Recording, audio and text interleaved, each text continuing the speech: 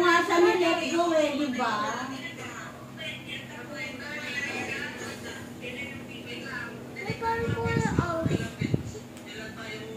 Diyos ko, si Jay, ganyan ka ng ganyan. Wait lang, wait. Wait lang. Ate, paki-mute na muna si CJ saglit. Puro ka ganyan. Tignan mo yung base mo. Tignan mo yung PK ng ating mga kapami. Wala ka na. Saan ka? Oh.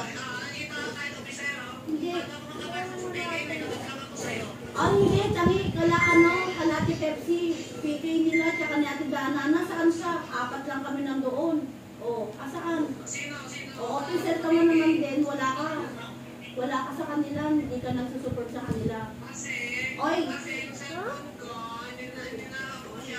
Oh, kasi paano? Huwag ka kasi puro isip bata kasi. Dapat magkaano ka. Huwag ganun. Oy! O, kita mo.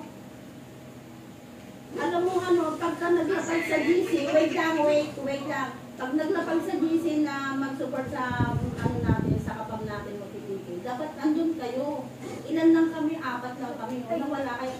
Sa dami-dami natin na sa GC. O ano ka din naman? Officer ka din ah. O. Okay lang yung mag-solo, pero sa susunod din yan. Sabi ko nga kala sa officer, maganda rin yung may ano, yung mag-meeting na dahil sa meeting. Diba? Pagka pinuntahan ka sa ibang college, babakagan.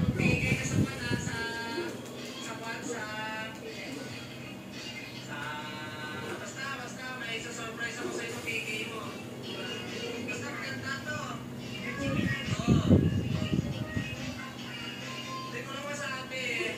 Kailangan niya rin.